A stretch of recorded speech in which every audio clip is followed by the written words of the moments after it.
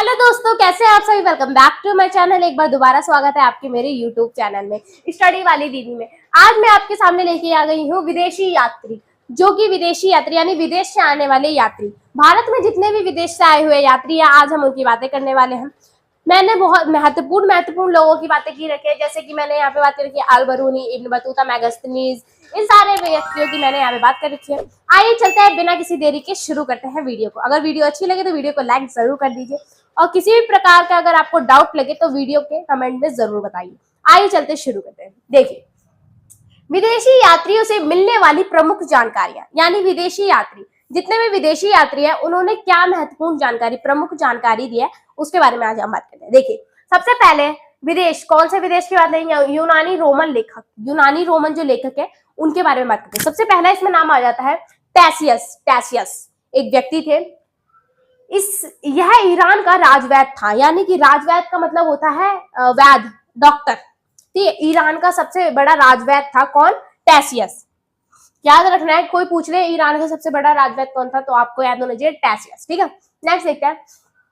भारत के संबंध में इसका विवरण आश्चर्यजनक कहानियों से परिपूर्ण होने के कारण अविश्वसनीय था। देखिए, इसमें क्या बताया गया है? इसमें भारत के संबंध के बारे में बता रखा है कि भारत कैसा था ईरान के साथ, उसके बारे में बता रखा है किसने? टैसियस ने। ठीक है, इसके बारे में जो इसने बातें, कहानियां लिख रखी है, आश्चर्यजनक है, चौंकाने वाली बातें हैं, जिसपे लोग कभी कभार विश्वास भी नहीं कर पाते हैं। ऐसी बातें इसमें इसने लिख रखी है। इसने इसके बारे में बता रखा है, किसके बारे में? भारत के संबंध के बारे में अविश्वसनीय बातें कर रखे हैं। ठीक है, इसका कारण है अविश्वसनीय। ठीक है, और इसने कैसी कहानियां लिख रखी है? आश्चर्यजनक, चौंकाने वाली बातें। ठीक है, नेक्स्ट व्यक्ति को देखें, हेरोडोटस। यह एक व्यक्ति हेरोडोटस, ये इंपॉर्टेंट है, पेपरों में इसके बारे में कभी कभी पूछा जाता है। इसे इतिहास का पिता कहा जाता है। देखिए, अब पेपर में आ सकता है कि ऐसा कौन सा व्यक्ति है जिसे इतिहास का पिता कहा जाता है, तो कौन सा है? हेरोडोटस, इतिहास का पिता, फादर ऑफ हिस्ट्री, हेरोडोटस। ठीक है, नेक्स्ट देखते हैं। इसने अपनी पुस्तक हिस्टोरिका, इसने अपनी पुस्तक लिख रखी है, कौन सी? हिस्टोरिका। इसकी पुस्तक का नाम क्या है? हिस्टोरिका। आसान है, हेरोडोटस हिस्टोरिका। ठीक है, मैं 5वीं शताब्दी ईसा पूर्व के भारत और फारस के संबंध का वर्णन किया गया है, यानी भारत और फारस के कैसे संबंध थे, अच्छे बुरे जैसे भी संबंध थे, इसने अपनी हिस्टोरिका बुक में लिख रखा है। इसकी पुस्तक भी जानी मानी है, प्रसिद्ध पुस्तक है, किसकी? हेरोडोटस की। यह एक व्यक्ति थे। नेक्स्ट देखते हैं, मेगास्थनीज। ये भी एक महत्वपूर्ण व्यक्ति है। कौन? मेगास्थनीज। यह सेल्यूकस निकेटर के राजदूत थे। सेल्यूकस निकेटर एक ग्रीक शासक है। ठीक है, ग्रीक शासक थे, और जो मेगास्थनीज थे वो इनके राजदूत थे, इनके प्रतिनिधि थे, जो कि चंद्रगुप्त मौर्य के राज दरबार में आया था। यानी कि चंद्रगुप्त मौर्य जो राजा थे, इनके दरबार में कुछ समय के लिए रहने आए थे। कौन? मेगास्थनीज। ठीक है, इसमें से कुछ इसमें क्वेश्चन पूछा जाता है, ठीक है, कि कौन थे जो राज दरबार में मौर्य वंश के, चंद्रगुप्त मौर्य के दरबार में रहने आए थे। कौन थे? मेगास्थनीज थे। ठीक है, इसने अपनी पुस्तक इंडिका, इनने भी एक पुस्तक लिख रखी है, कौन सी? इंडिका। ये भी इंपॉर्टेंट है। देखिए, इंडिका दो व्यक्तियों ने लिख रखी है, लेकिन अलग अलग टाइम पीरियड में लिख रखी है। ठीक है, एक मेगास्थनीज ने लिख रखी है, और जिसने लिख रखी है उसके बारे में भी आपको मैं आगे बताऊंगी। ठीक है, इंडिका में मौर्य युगीन समाज, वहां के जो समाज था उसके बारे में बातें कर रखी है। किसमें? इसने अपनी पुस्तक इंडिका में, और वहां की संस्कृति के बारे में भी बता रखा है, यानी कि भारत की संस्कृति कैसी थी और मौर्य काल की संस्कृति कैसी थी। किसने अपनी पुस्तक में लिख रखा है? मेगास्थनीज ने अपनी पुस्तक में लिख रखा है, इंडिका पुस्तक में इसने लिख रखा है कि वहां की संस्कृति कैसे थे, वहां के लोग कैसे थे, किसके? मौर्य वंश के, मौर्य साम्राज्य के कैसे लोग थे, इसके बारे में अपनी इंडिका पुस्तक में लिख रखा है। किसने? मेगास्थनीज ने। नेक्स्ट यात्री, देखिए नेक्स्ट यात्री कौन है हमारे, जो यूनानी रोमन से आए, उनका नाम है टॉलमी। इनका नाम है टॉलमी। इसने 2वीं शताब्दी में भारत का भूगोल नामक पुस्तक लिखी थी। जो ये टॉलमी है, इन्होंने एक पुस्तक लिखी थी, भारत का भूगोल, जिसे ज्योग्राफी कहते हैं। ठीक है, इसको लिखी थी इन्होंने। तो बताए इसकी खास बात क्या है? जो इन्होंने ये पुस्तक लिखी थी, भारत के बारे में लिखी थी, भारत के भूगोल के बारे में, यह अन्य व्यक्तियों से सुने हुई बातों का लिखी थी। यानी कि टॉलमी कभी भारत आए ही नहीं थे, टॉलमी ने कभी भारत का विवरण करा ही नहीं था, कभी भारत को देखा ही नहीं था।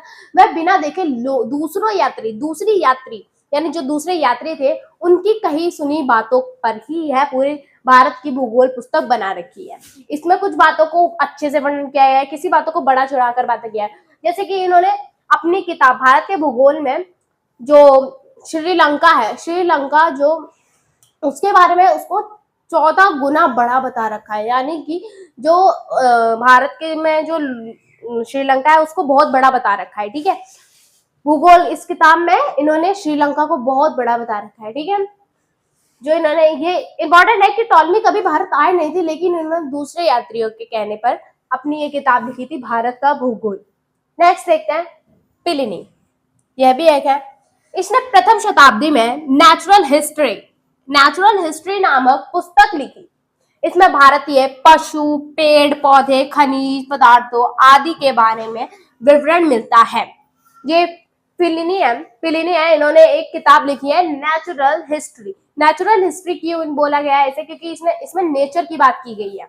जो ये प्लिनी है, इन्होंने भारत के नेचर के बारे में बता रखे। इसमें क्या क्या आ जाता है, देखिए इसके अंदर इन्होंने पशु यानी कि यहाँ के जितने भी पशु पक्षी हैं इनके बारे में अच्छे से बता रखा है, बर्ड्स के बारे में, हर किसी यहाँ के पेड़ पौधों के बारे में बता रहे, जड़ी बूटियों के बारे में बता रखा है कि कौन से पेड़ पौधे से क्या क्या होता है क्या नहीं होता है।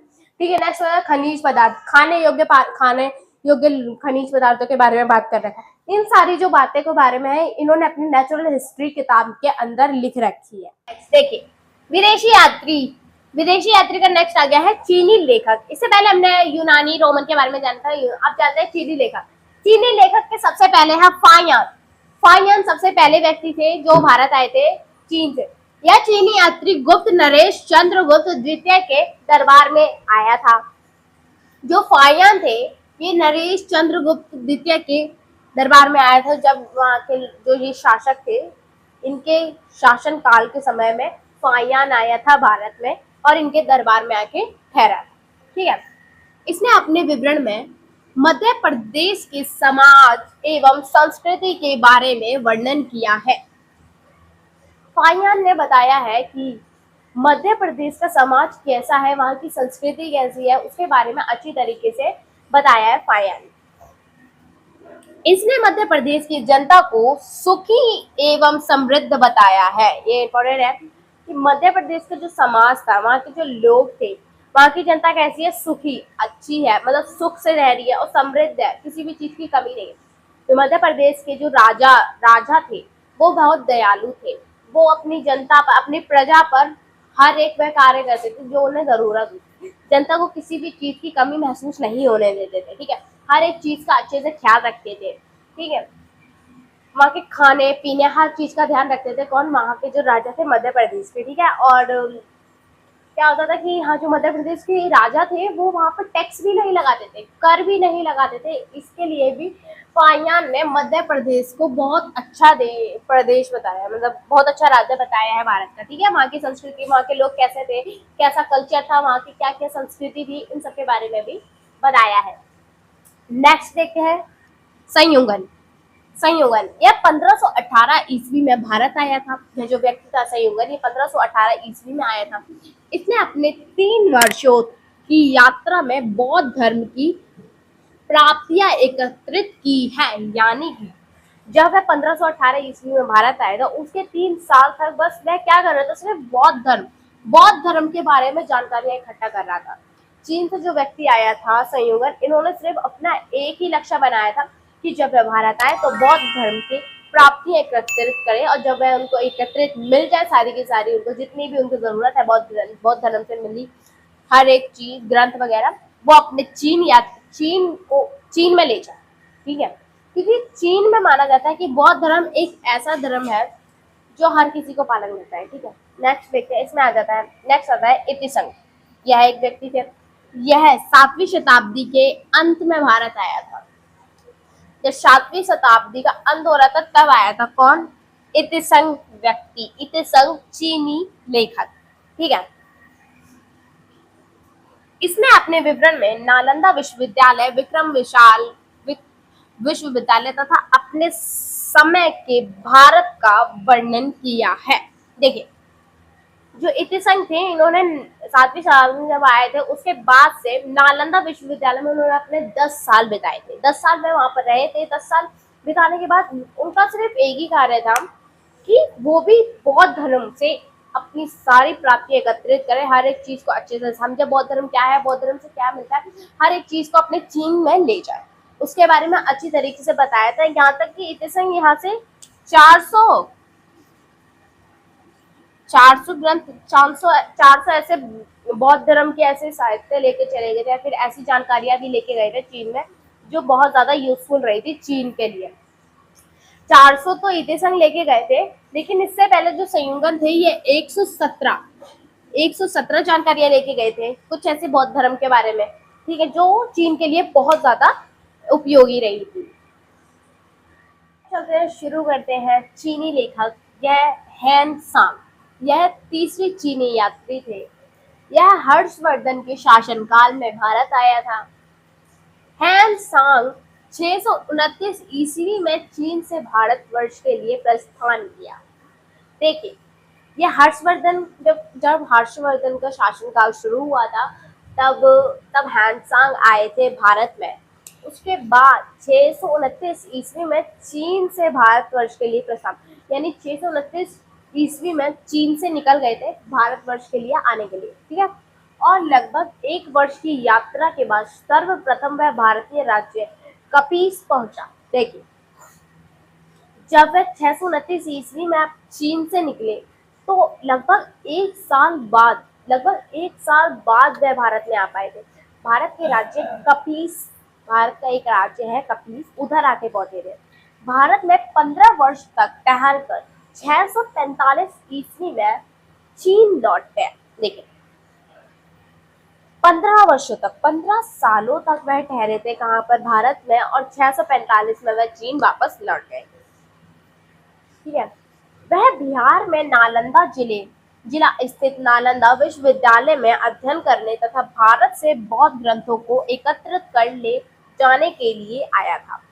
देखिए, बिहार की जो नालंदा जिला है उसमें जो नालंदा विश्वविद्यालय है उसमें ठहर कर उन्हें वहां पे रहे थे, वहां पे उनका अध्ययन करके भारत से जो बौद्ध ग्रंथ थे, बौद्ध ग्रंथों को इकट्ठा करके चीन ले जाना था। इनका भी यही मकसद था कि बौद्ध ग्रंथ को इकट्ठा करे और फिर वो चीन जाके ले जाए।